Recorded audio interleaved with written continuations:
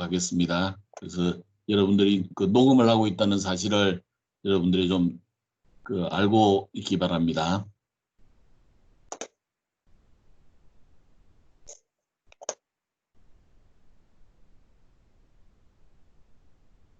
자, 먼저 오늘 우리가 ASP.NET 프로그래밍이라고 하는 수업으로 여러분들이랑 만나게 됐는데, ASP.NET 프로그래밍이 무엇을 하는 과목인지에 대해서 좀 설명을 하고, 그리고 이제 오늘 내용에 들어가 볼까 합니다.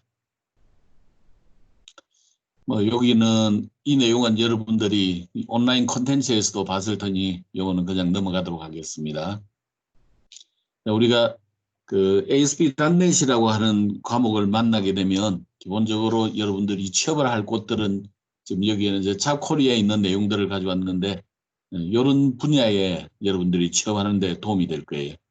ASP.NET이 실제적으로 우리나라의 경우에는 JSP에 비해서 훨씬 좀 덜 사용이 되는 편입니다. 그러나 이 ASP.NET은 비주얼 스튜디오라고 하는 툴을 이용을 하기 때문에 우리가 공부를 하는데 굉장히 편리해요. 그래서 우리 2학기 동안 ASP.NET으로 일단 홈페이지 만드는 기술을 공부한 다음에 2학년 2학기 때 JSP라는 과목을 통해서 이제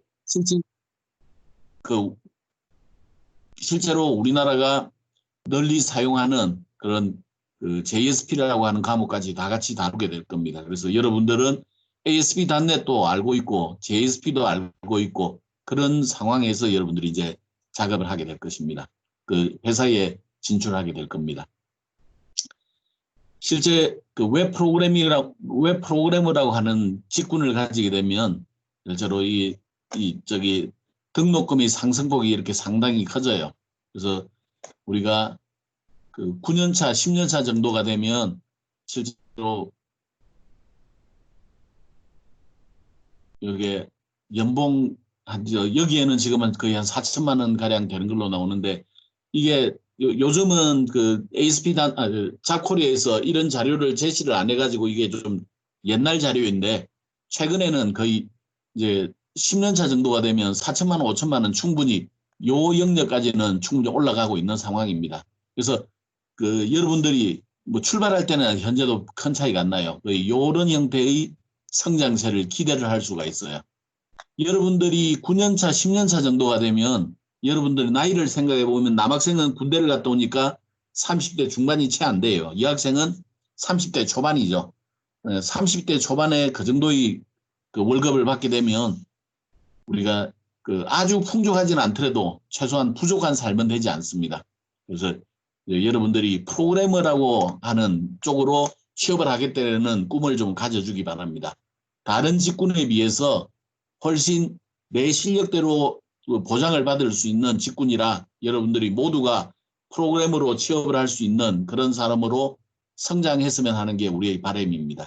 그래서 우리 교수들도 이제 거기에 그렇게 될 수 있도록 하기 위해서 최선을 다하고 있는데 여기 박수라고 하는 것은 혼자 아무리 손을 내밀어 봐야 소리가 안 나죠.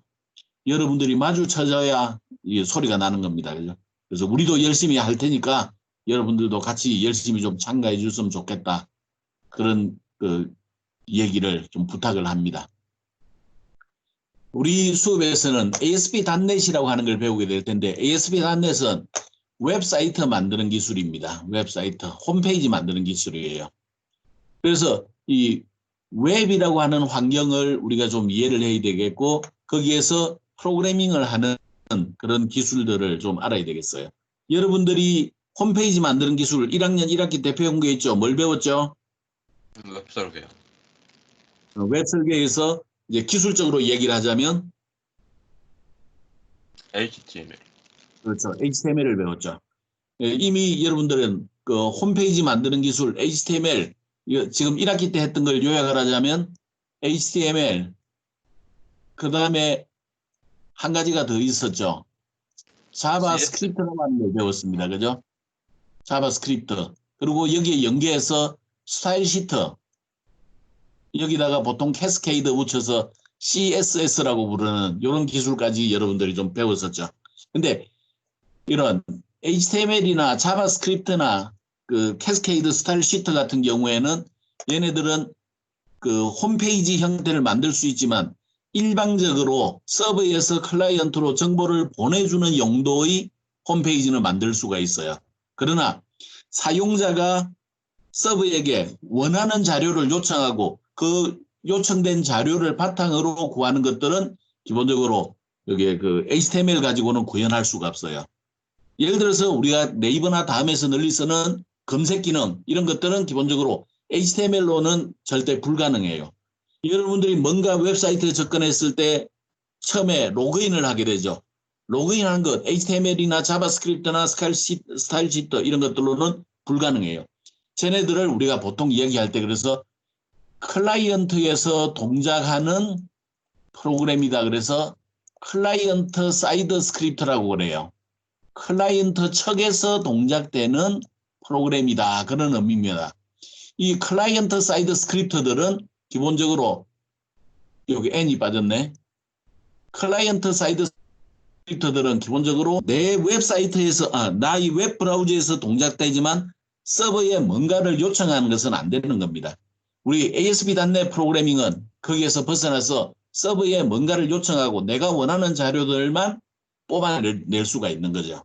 자, 여러분들이 우리 학교에서 그 웹상으로 접근하는 그 프로그램들 몇 가지가 있는데 그중에서 우리 홈페이지하고 키스라고 하는 두 가지가 있죠. 우리 학교에 여러분들이 홈페이지 접근을 해봤죠. www.du원.ac.kr이라고 부르는 것. 그 다음에 여러분들이 수업할 때 열심히 접근하는 거 있죠. 키스라고 하는 사이트. 키스는 뽀뽀하는 게 아니라 Knowledge and Information Sharing System의 약자입니다. 지식 정보 공유 시스템이라고 하는 거죠. 그래서 웹사이트 www 서버가 있고 키스 서버가 있는데 여러분들이 봤을 때 www 서버 우리 학교 홈페이지 개발하는데 돈이 많이 들까요? 키스 개발하는데 돈이 많이 들까요? 키스 시스템이. 그래요. 키스가 많이 들어요. 우리 학교 홈페이지 개발하는 데는 대강 얼마 정도 들까요? 한번 좀 추정해봐요. 우리 학교 홈페이지를 개발한다 회사에 우리가 학교에서 어떤 회사에다가 우리 학교 홈페이지 개발해 주세요라고 요청을 했어요. 그러면 그 돈이 얼마 정도 될까요? 학교에서 지불해야 되는 돈이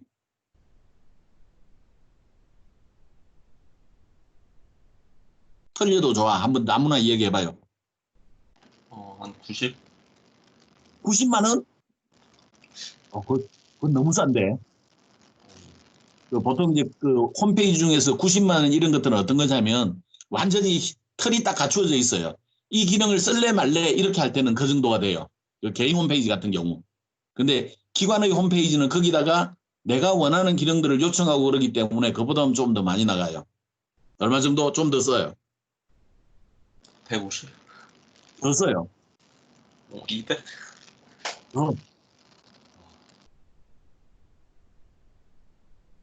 더 써봐요. 250? 훨씬 더. 훨씬 더. 400? 훨씬 더. 한 8천만 원 맞습니다. 8천만 원은 조금 많이 쓴 것 같아.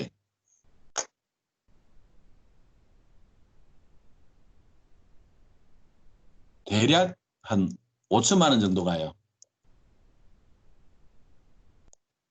자, 그러면 우리 키스 시스템은 www보다는 좀 비싸다 그랬죠? 저거는 얼마 정도 들까요? 우리 키스 시스템을 만든다면 상상이 잘 안 되는데요. 한번 찍어봐요 그냥. 5천만 원? 5천인데 키스가 또 홈페이지가 5천이라 그랬는데 그보다 많이 든다 그랬잖아. 1억? 좀 더 써봐요. 좀 더요? 2억? 좀 더 써. 4억. 4억은 조금 많이 쓴 것 같아. 그래요? 그러면 3억 정도? 대략 한 3억 정도 들어요. 음. 화려한 거는 우리 학교 홈페이지가 훨씬 화려한데 왜 키스가 더 비쌀까요? 그것은 우리 학교 홈페이지는 내가 들어가서 보나 여러분들이 들어가서 보나 똑같아요. 볼 수 있는 내용이 다 똑같아요. 쓸 수 있는 기능이 다 똑같아요. 근데 키스는 어때요? 내가 들어가면 내가 강의를 하는 강좌들만 나는 볼 수가 있어요. 여러분들이 로그인하면 여러분들이 수업을 듣는 걸 볼 수 있죠. 나는 교수기 때문에 거기다가 강의 자료를 올린다든지 그 과제물을 제출한다든지 그런 것들이 내가 하는 기능들이에요. 여러분들이 하는 기능은 거기에 강의록을 다운로드 받아서 본다든지 여러분들이 거기다가 과제물을 올린다든지 이런 일을 하는 거죠. 거기에서 홈페이지가 요구하는 게 많아요. 내가 저기 서버에 요청하는 게 많을까요? 아니면 키스가 많을까요? 당연히 키스가 훨씬 많은 거죠. 홈페이지를 만드는 데 있어서 우리 그 대학 홈페이지는 기본적으로 내가 가지고 있는 자료를 홍보 수단으로 보여주는 용도로 쓰는 거고 우리 키스의 경우에는 업무가 들어있어요. 그런 사용자가 요구하는 걸 처리해 주는 게 많으면 많을수록 훨씬 비싸지는 겁니다. 그걸 좀 더 기술적으로 얘기하자면 그 차이는 내가 데이터베이스를 얼마만큼 많이 사용하느냐에 따라서 그 가격이 결정이 됩니다. 데이터베이스를 많이 쓰면 많이 쓸수록 가격이 비싸진다. 그렇게 보면 되겠네요. 그러면 현승일 교수님과 같이 공부하고 있는 데이터베이스 수업 굉장히 중요하겠네요. 그죠? 네, 굉장히 중요한 과목이에요. 그 과목도. 그래서 여러분들이 우리 과를 다니면서 가장 그 열심히 공부해야 되는 게 프로그래밍 과목하고 데이터베이스 과목 이런 것들이 가장 열심히 공부해야 되는 과목이에요. 그래서 ASP.NET은 이런 www 서버 프로그램도 구현해 줄 수 있고 키스도 우리가 실력만 뛰어나다면 충분히 구현할 수 있어요. 근데 키스는 상당히 좀 고급 기술들이 많아요. 우리 수준에서 할 수 있는 그런 프로그램은 아닙니다. 근데 키스를 좀 더 간단하게 만들어 가지고 해볼 수는 있어요. 그래서 이런 것들을 만들어주는 기술이 ASP.NET 프로그래밍이다 그런 거예요. 그래서 필요한 기본적인 기술 배우고 아까 이야기했죠. 여기 위에 데이터베이스 중요하다 그랬죠. 데이터베이스 관련 기술도 배울 거예요. 그 다음에 실제 응용도 간단하게 그 회원가입 로그인 있고 게시판이 들어있는 그런 형태의 그 예제도 만들어 볼 겁니다. 여러분들은 이 을 저기 그 기본 프로그램 얘를 응용해서 여러분들이 개인 홈페이지로 만드는 것이 이제 기말 프로젝트로 들어 있습니다. 기말 과제로 들어 있어요. 각자가 내 홈페이지를 만드는 거니까 뭔가 내용이 좀 달라질 수 있겠네요. 근데 그건 가장 기본은 로그인 회원가입이 들어 있고 게시판이 들어 있는 그런 프로그램을 구현해 보는 거예요.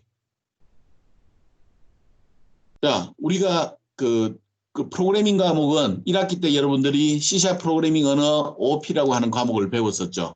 이걸 바탕으로 2학기 때는 학과장님과 하는 윈도우 프로그래밍, 나와 같이 하는 ASP.NET 프로그래밍 이런 과목들로 나누어져요.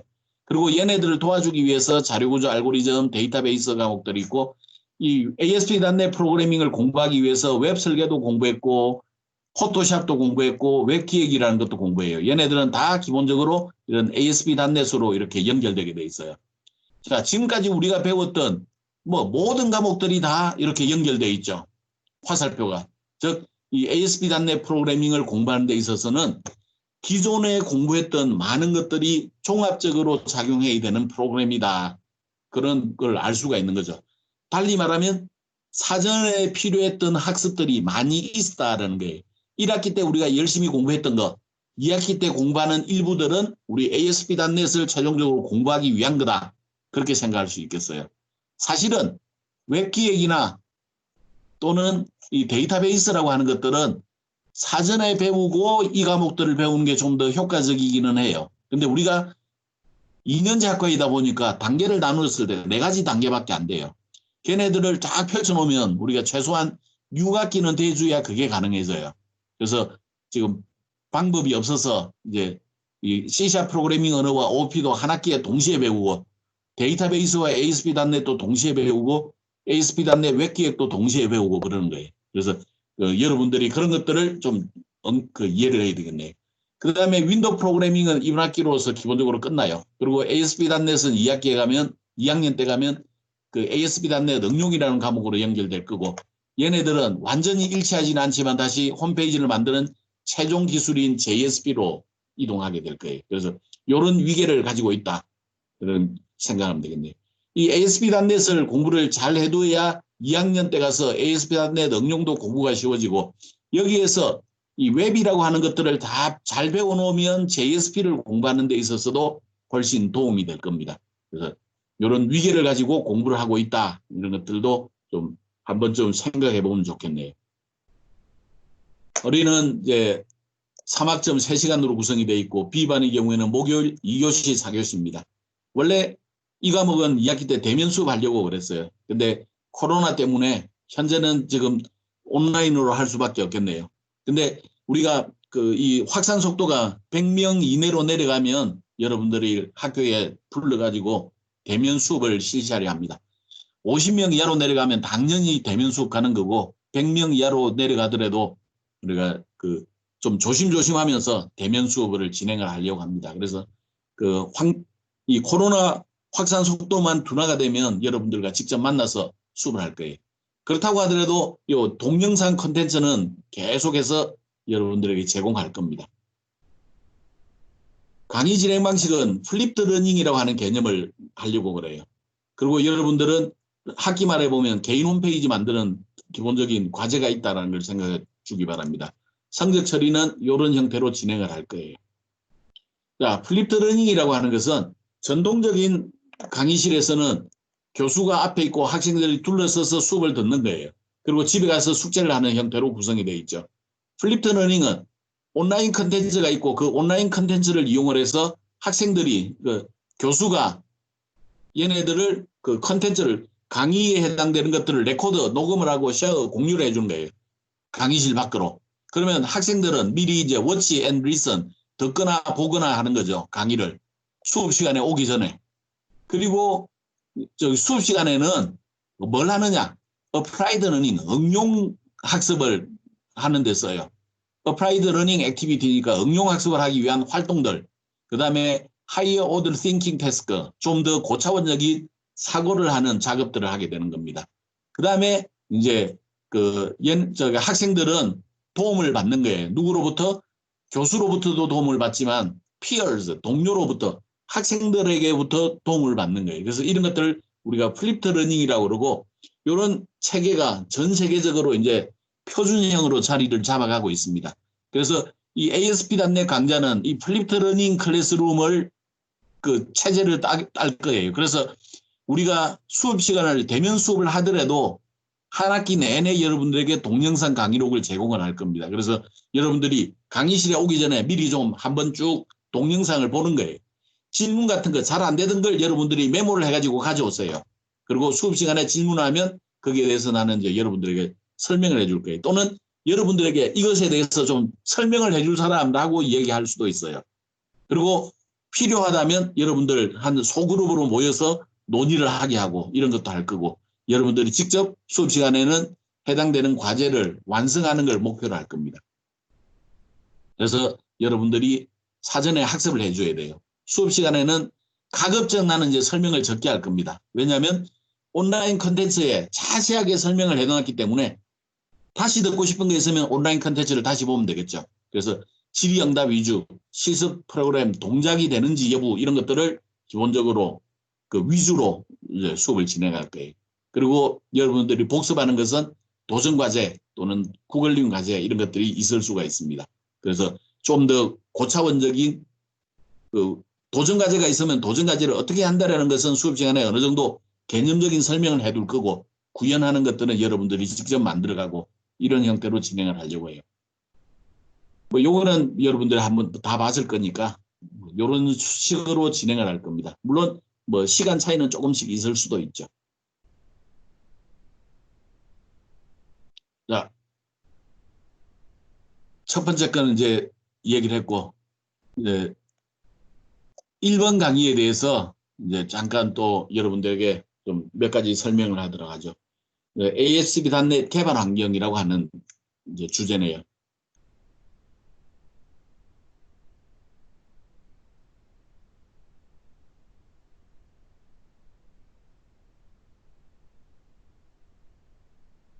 ASP.NET 개발 환경은 기본적으로 세 가지가 필요합니다. 요거 중간고사 출제되는 확률 몇 프로? 100%. 100%? 100%면 좀 너무 그렇잖아. 99%. 90%. 중간고사에 ASP.NET 프로그래밍을 개발하기 위해서 필요한 환경에 대해서 설명하시오. 그게 그 중간고사 출제 확률 90%. 그래서 그 여기에 뭐 무엇을 하기 위해서 무엇이 필요하다 이렇게 설명하면 되겠어요. 오늘은 설치하는 것은 비주얼 스튜디오만 설치를 하게 되고 마이크로소프트 SQL 서버 데이터베이스 서버는 우리 추후 데이터베이스 시간에 설치를 하겠습니다. II에서는 오늘 개념을 좀 살펴보긴 하지만 직접 설치하지는 않을 거예요. 그냥 오늘 좀 살펴보는 형태로 하죠. 자, ASP.NET 개발 환경 그러면 이제 데이터베이스 작업을 하기 위해서 마이크로소프트 SQL 서버를 쓸 텐데 지금 현재는 2019가 출시가 되어 있습니다만 우리 수업에는 2017 익스프레스 에디션을 설치하기로 하죠. 데이터베이스는 버전이 늘어난다고 해도 많이 달라지지는 않습니다. 지금도 그 2000년대 초반 자료를 사용을 하더라도 전혀 뭐 동작하는데 문제가 없어요. 그래서 너무 자주 바뀌어가지고 그냥 2017로 한동안 다 고정하려고 그래요.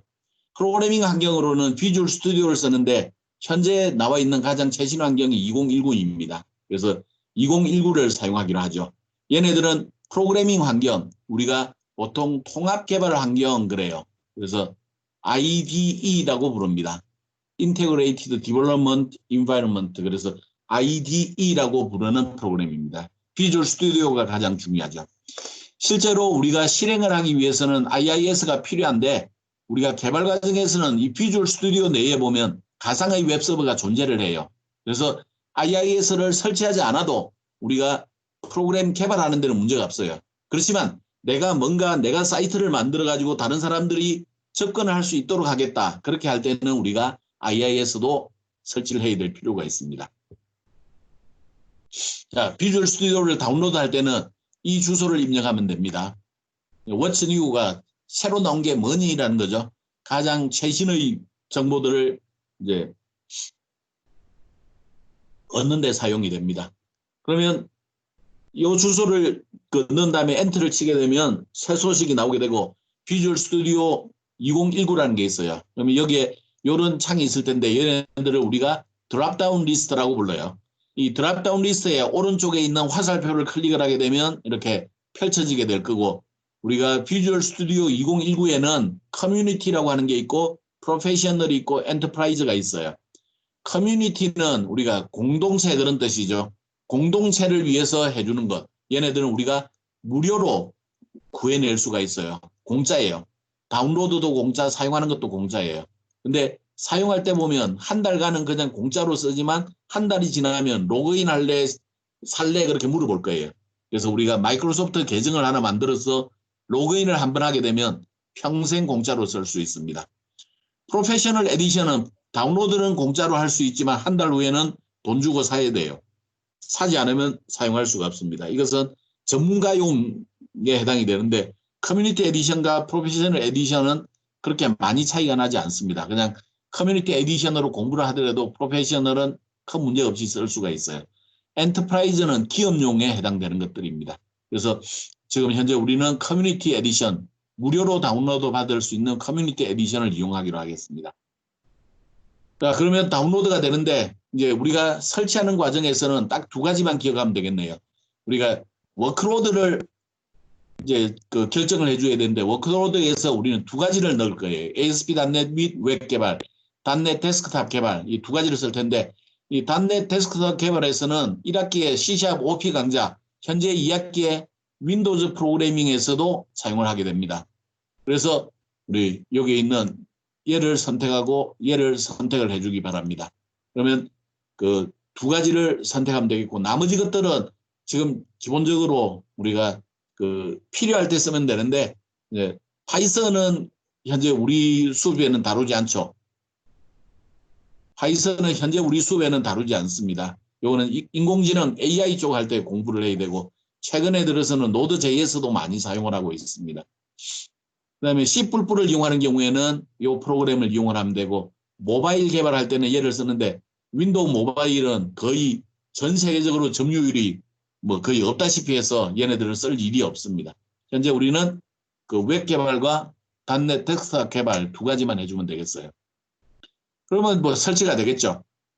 그 다음에 시작 버튼을 누르게 되면 이렇게 저기 비주얼 스튜디오 2019가 보일 겁니다. 얘를 실행하면 되겠어요. 여러분들은 2019만 보일 거고 나는 2013도 깔려 있고 2017도 깔려 있고 그래서 좀 더 많은 것들이 보이는 거예요. 그러니까 여러분들이 요게 윈도우 운영 체제에서 요 오른쪽 영역을 우리 타일이라고 그래요. 화장실이나 부엌 같은 데 보면 우리 벽에 타일 붙여놓죠.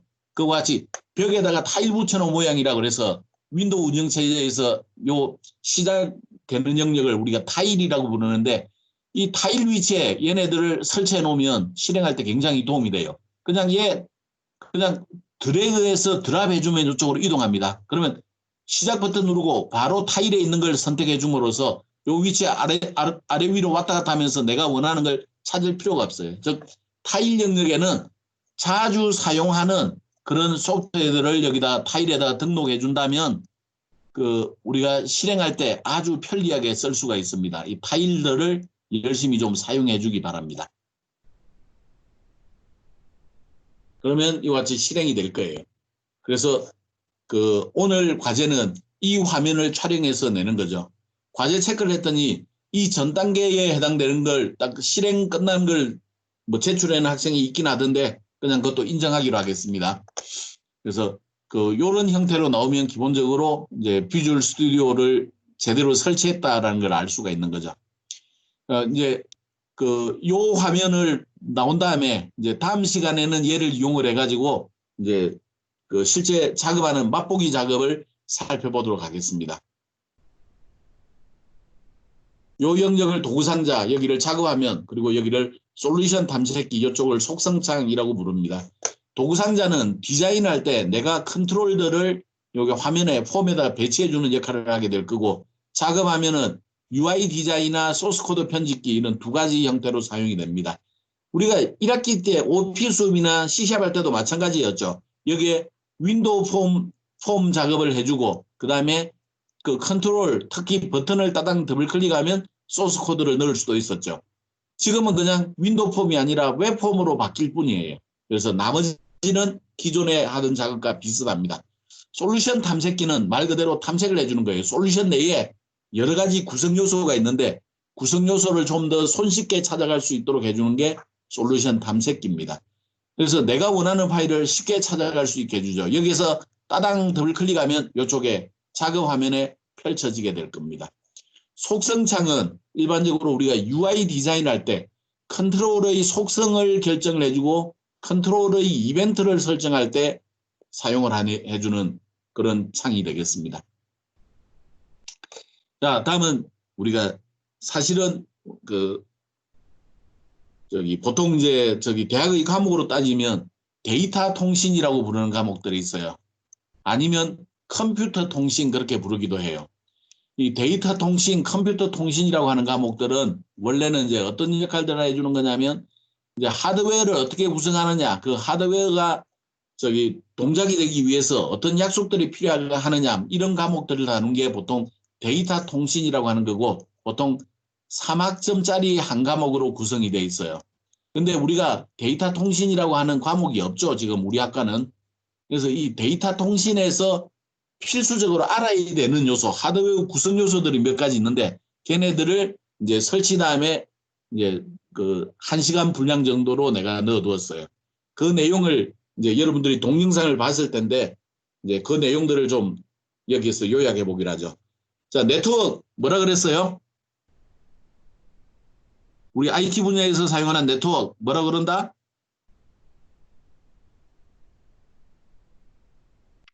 다들 잠자고 있나? 대답이 없어.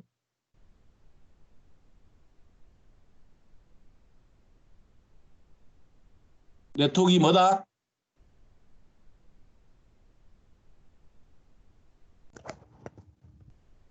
컴퓨터를 연결하는 망입니다. 컴퓨터와 컴퓨터가 통신을 하기 위해서 연결되어 있는 망을 네트워크라고 그래요. 보통 우리가 인터넷은 이렇게 구름 모양으로 표시를 하게 되죠. 인터넷. 이 인터넷에 뭔가가 이렇게 연결되어 있고 이렇게 연결되어 있어요. 인터넷과 망들이 연결된데 얘네들을 우리가 랜이라고 부른다 그랬죠. 랜은 로컬 에리어 네트워크의 약자입니다. 어떤 특정한 지역에만 존재하는 네트워크, 그런 의미가 랜이라고 하죠. 랜과 인터넷 사이에 연결되어 있는 얘네들을 우리가 게이트웨이라고 하는 컴퓨터라고 그래요. 게이트웨이 컴퓨터. 이 게이트웨이, 문과 같은 역할을 해주는 거죠. 그래서 인터넷으로부터 게이트웨이를 통해서 랜으로 연결되어 있고, 랜 내부의 통신은 여기에는 게이트웨이 바깥으로 빠져나가지 않아요. 랜 밖으로 벗어날 때는 게이트웨이를 통해서, 인터넷을 통해서 다른 게이트웨이를 통해서 다른 랜에 연결되는 이런 구조를 가지고 있는 게 컴퓨터 네트워크입니다. 자, 그러면 내가 지금 이 지점에서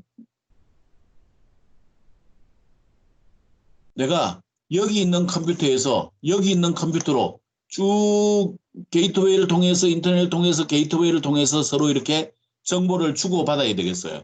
요같이 정보를 주고받기 위해서 상대방 컴퓨터를 어떻게 구분하죠? IP 주소로 구분합니다.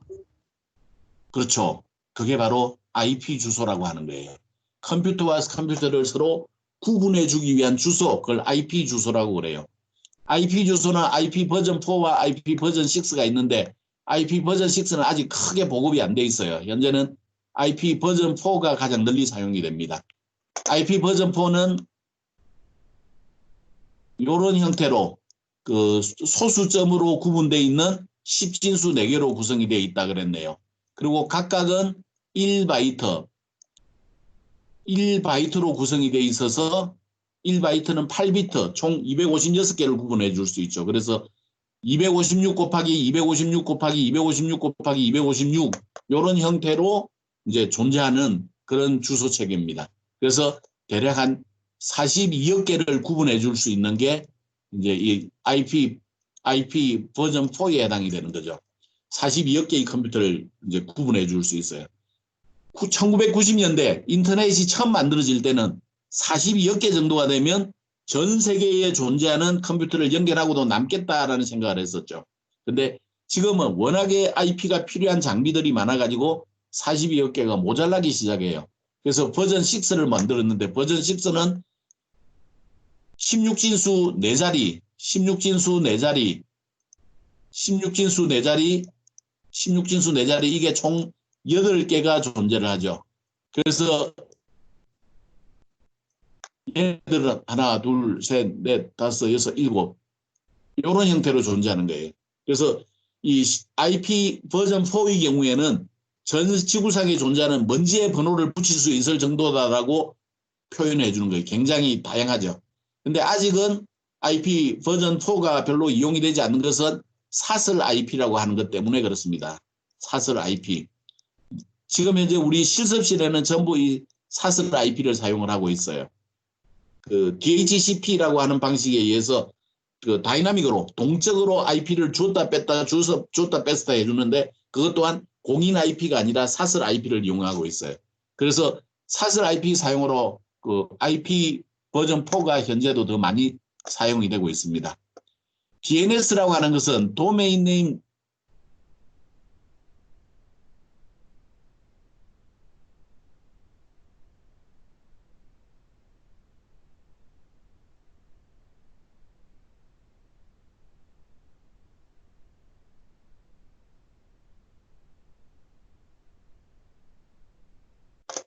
DNS라고 하는 것은 도메인 네임 시스템이라고 얘기를 하는데 IP 주소라는 게 사람들이 이해하기 힘드니까 도메인 네임이라고 쓰자 그런 거죠.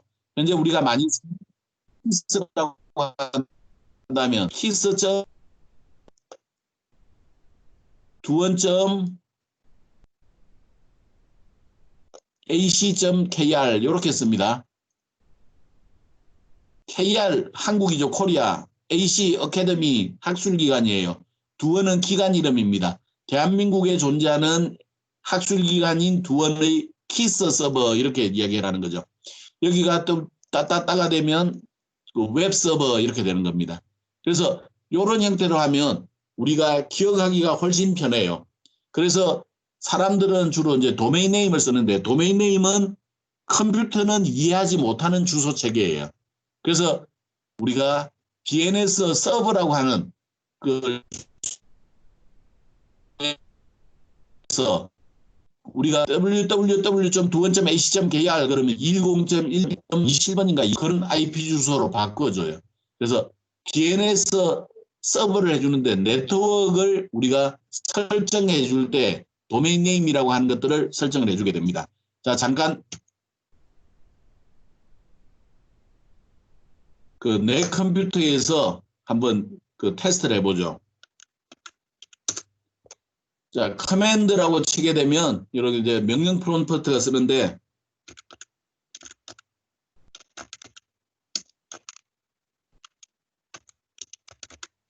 IP config all 그러면 현재 내 컴퓨터에 연결되어 있는 IP 그 여러 가지 정보들을 볼 수가 있어요. 여기 봤더니 뭐 호스트 이름 이렇게 뭐 데스크탑 어쩌고 저쩌고 이렇게 돼 있고 뭐 이런 것들이 있어요. 그 다음에 여기 이더넷이라고 하는 게 우리가 나에게 연결되어 있는 네트워크를 하기 위한 장치예요. 이런 것들을 이더넷이라고 뭐그 회사 요 이더넷의 회사가 뭔지 지금 리얼텍이라고 하는 회사에서 만들어진 거예요. 자, 물리적인 주소 이거는 요거는 그 이더넷을 만들어주는 장치에서 부여해주는 주소를 물리적인 주소라고 그래요. DHCP를 사용하지 않으니까 나는 동적이 아니라 나는 고정 IP를 쓰고 있어요. 학교에 있는 내 컴퓨터는 고정 IP를 쓰고 있습니다. IP 버전 주소 뭐 FE80 이런 것들이 16진수죠.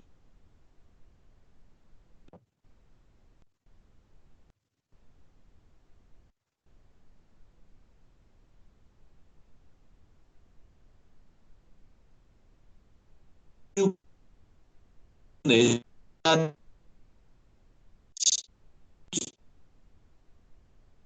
이렇게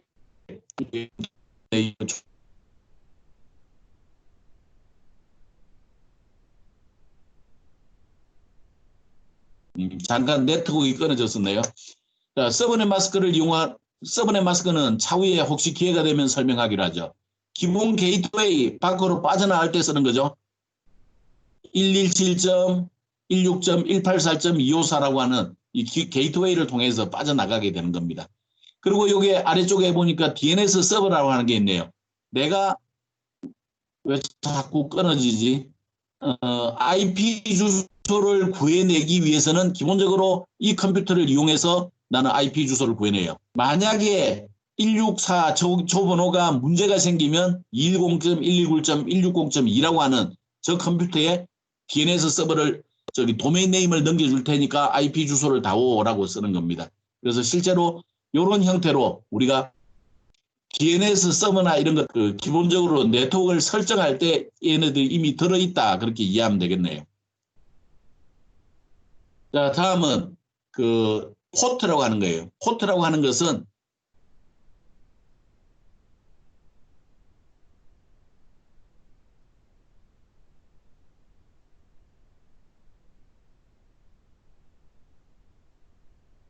왜 와이파이가 자꾸 끊어지는데 이거 좀 와이파이를 다른 데 연결해 봐야 될 것 같아요. 자, 그 다음에 포트라고 하는 것은 우리 컴퓨터에서 들어있는 기본적으로 여러 개의 번호를 얘기를 해요. 이 포트는 16비트로 구성이 되어 있어요. 16비트로 구성이 되어 있으니까 총 약 한 6만 5천여 개의 그 포트를 사용을 할 수 있는데 그 중에서 앞쪽에 있는 1024개의 경우에는 용도가 딱 정해져 있어요. 그런 것들을 웰known 포트 넘버라고 해서 그 강의록에는 들어있었죠. 1024개는 우리가 함부로 건들지 않습니다. 그 중에 8080이 기본적으로 웹 서비스를 하기 위한 거죠. 102425의 번호 6만 5천 번호까지를 우리가 임의로 다른 용도로 사용할 수가 있는 그런 포트 번호들이에요. 다음 이제 우리 컴퓨터 주소를 쓸 때 종단점이라고 하는 걸 썼는데 종단점은 IP 주소에다가 그 포트 번호를 사용을 해주면 됩니다. 그러면 내가 어떤 컴퓨터에 몇 번 포트를 통해서 접근할 거야라는 것을 알려주는 것으로서 종단점은 두 가지 값을 다 알고 있어야 결정이 됩니다. 그래서 통신할 때 네트워크 프로그래밍을 할 때는 IP 주소 체계에다가 포트까지 포함을 하고 있는 그런 개념으로 사용이 되고 있습니다. 다음 이제 프로토콜이라고 하는 걸 이야기했죠. 프로토콜.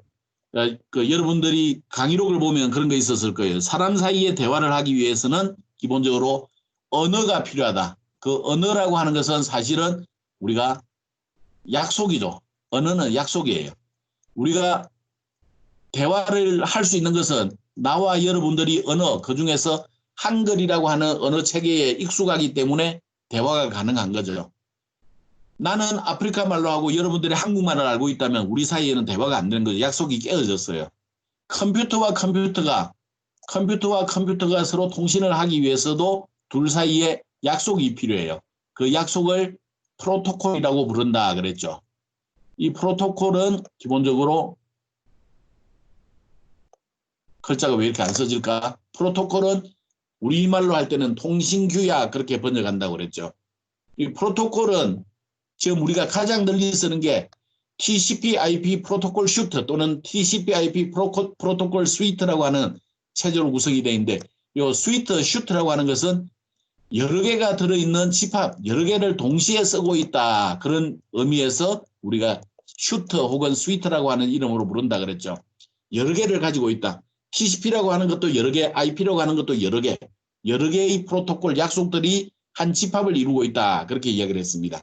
그래서 우리 그 강의록에 있는 거 보면 OSI 7레이어라고 하는 것에서 TCP/IP는 4가지 계층으로 매핑을 시켜가지고 TCP에 들어있는 약속, IP에 들어있는 약속, 이런 약속들로 구성이 돼 있었죠.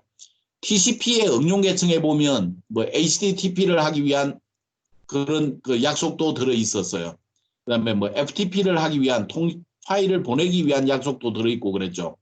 요 IP 계층에서 IP 주소라고 하는 게 나오는 겁니다.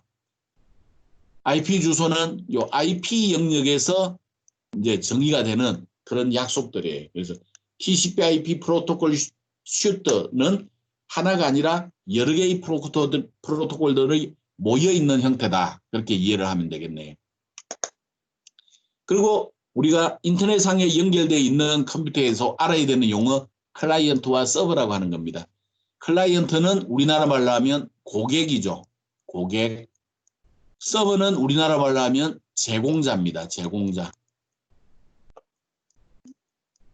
근데 우리나라 말로 억지로 그렇게 번역하지 않고 그냥 클라이언트 서버라고 하는 용어를 써요. 그래서 우리 클라이언트 서버 앞문자를 따가지고 CS라고 부르고 CS 프로그래밍 그렇게 얘기하기도 합니다. 클라이언트 서버 프로그래밍, CS 프로그래밍 그렇게 부르는 거죠. 보통 클라이언트들이 서버에는 요구를 해요. 자, 요구를 영어로 하면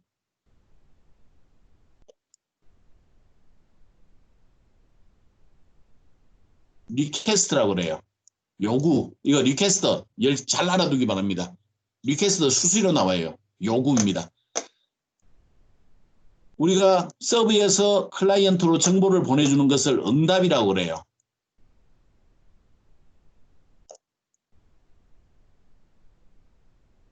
리퀘스트, 리스판스 이거는 너무 수시로 나오는 용어라서 잘 알아둬야 되는 영어 단어입니다. 이 리스판스는 무조건 우리가 알고 있는 HTML이라고 하는 방식으로 보내주게 돼 있어요. 리스판스는 무조건 HTML이어야 한다. 그래서 클라이언트가 요구를 하면 서버에서 리스판스를 보내주는 그런 형태. 리스판스는 항상 HTML이 아니라 웹 프로그래밍 경우에는 HTML로 보내주는 겁니다. 그래서 요게 요구와 응답으로 구성되는 프로그램, 보통의 경우에는 그래서 클라이언트 프로그램이 따로 있고 서버 프로그램이 따로 있어요. 클라이언트 프로그램 따로, 서버 프로그램 따로. 근데 웹의 경우에는 클라이언트 프로그램은 표준화된 장치가 있어요. 그런 것들을 우리가 웹 브라우저라고 부릅니다. 웹 브라우저. 그래서 우리가 그 웹 프로그래밍을 할 때는 클라이언트 프로그램은 만들지 않습니다. 이 웹 브라우저가 그 역할을 대신해줘요. 우리는 서버에서 동작해주는 이 프로그램만 짜주면 됩니다. 그래서 이 프로그램을 짤 때 우리는 ASP 단넷을 이용을 해서 짤 거예요. 정보가 데이터베이스를 가져와야 된다면 우리는 요 데이터베이스 서버를 같이 물려서 사용을 하게 됩니다. 이런 형태로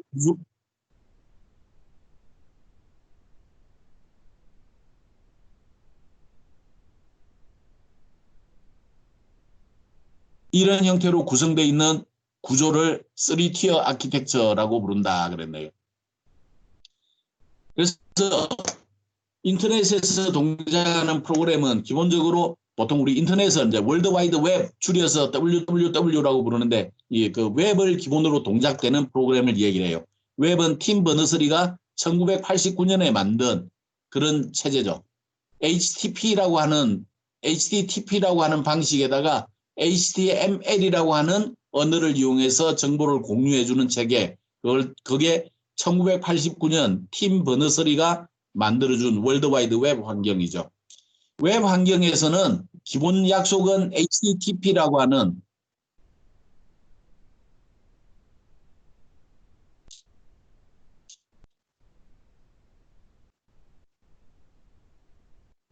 지금 내가 영상과 음성을 전화기를 사용을 하고 있는데 자꾸 그 네트워크 차단이 되는 게 있는데 여러분들 좀 이해 바랍니다.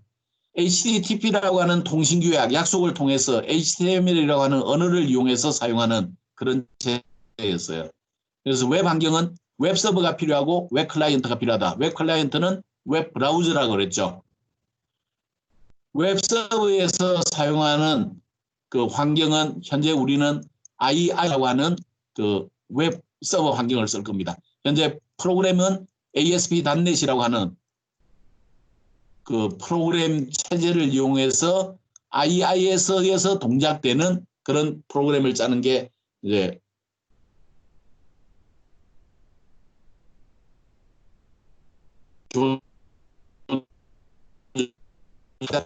하지 않는 PHP라고 하는 환경도 있습니다.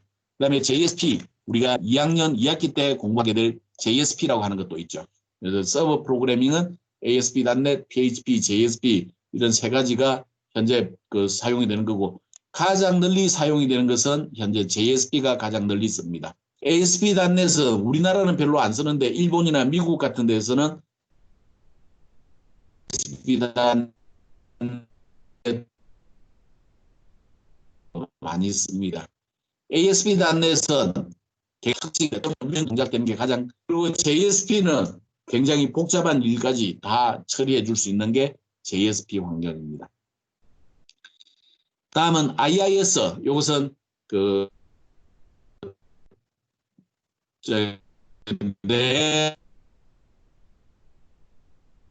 이것도 즉 내 컴퓨터를 보기로 하죠. 그 다음에 운영 사례도 내 컴퓨터를 이용해서 보도록 하겠습니다.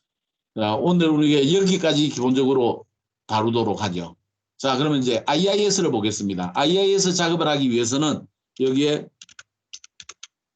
저기 그 왼쪽 시작 버튼 옆에 있는 찾기에서 제어판이라고 누릅니다. 그러면 이렇게 제어판이 실행이 될 거예요. 이 제어판에서 어디 있니? 프로그래밍 기능이라고 하는 게 있어요. 프로그래밍 기능. 이 프로그래밍 기능을 누르면 여기에 현재 우리가 설치해 놓은 프로그램 목록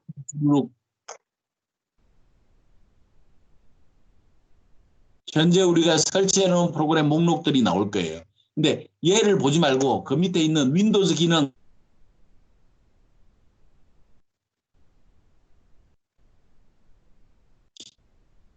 켜기 끄기 이렇게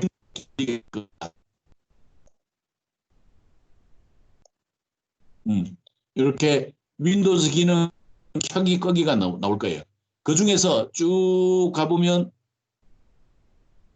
인터넷 정보 서비스라고 하는 게 있어요. 여기에 인터넷 정보 서비스를 펼쳐보게 되면 내가 여기에 딱 체크를 하게 되면 필요한 것들만 이렇게 월드와이드 웹 서비스, 그 다음에 웹 관리 도구 이런 것들이 필요한 것들만 설치가 됩니다. 그래서 내가 여기다가 처음에 딱 체크를 해두기만 하면 자기가 알아서 이렇게 필요한 것들만 설치해 줄 겁니다. 추가적으로 내가 자세히 하고 싶다 그러면 이런 것들을 펼쳐가지고 여기에 체크를 하고 말고 해주면 돼요. 그래서 딱 기본만 하면 처음에 추가할 때 여기에 인터넷 정보 서비스에 여기에 체크만 해주면 됩니다. 그리고 확인 버튼을 누르면 이제 나는 설치가 돼 있으니까 그냥 바로 넘어가는데 설치 미디어를 요구할 거예요. 그러면 설치 미디어 내가 파일로 가지고 있거나 한 것 위치를 지정을 해주게 되면 주르륵 알아서 설치를 해주게 될 겁니다. 이렇게 해주면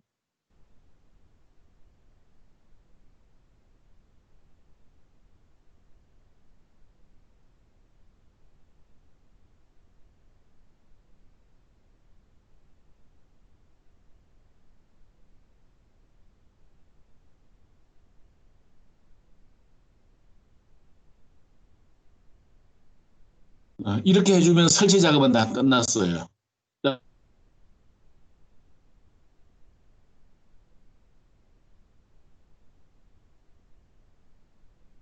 이제 II에서 동작이 되고 있어요.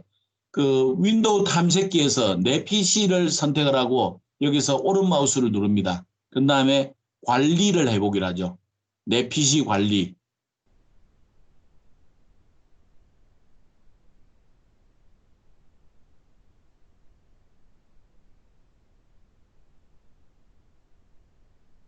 또 다른 방법은 시작을 누르고 여기에서 컴퓨터를 찾아가지고 가는 방법도 있어요.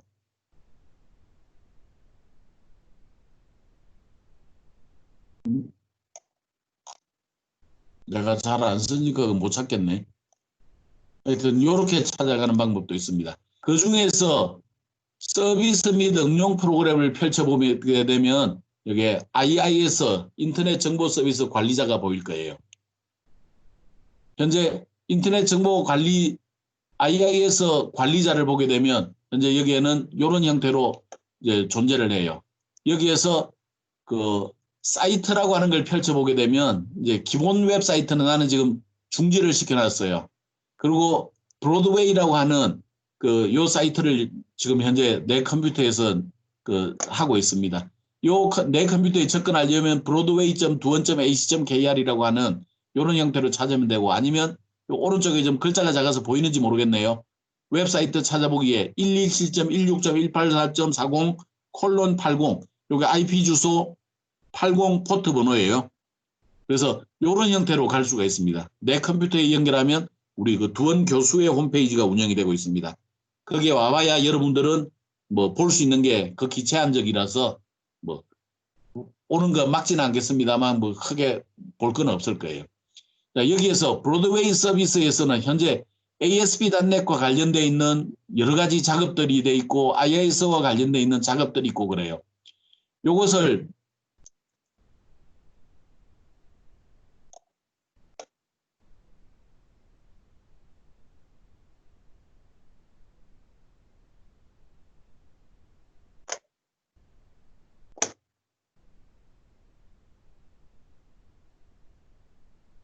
여기에 지금 현재가 이제 기능 보기인데 컨텐츠 보기를 누르면 거기에 들어있는 이제 여러 가지 형태의 그 페이지들이 그 파일 요소들이 들어있죠.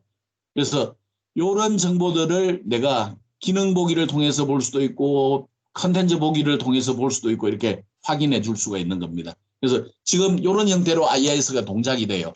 만약에 여러분들이 웹사이트를 동작을 해야 된다면 그때는 여러분들이 이렇게 IIS를 설치해서 사용을 해주면 되겠습니다. 자, 일단 오늘 수업은 여기까지 하기로 하겠고 녹음은 중지를 하겠습니다.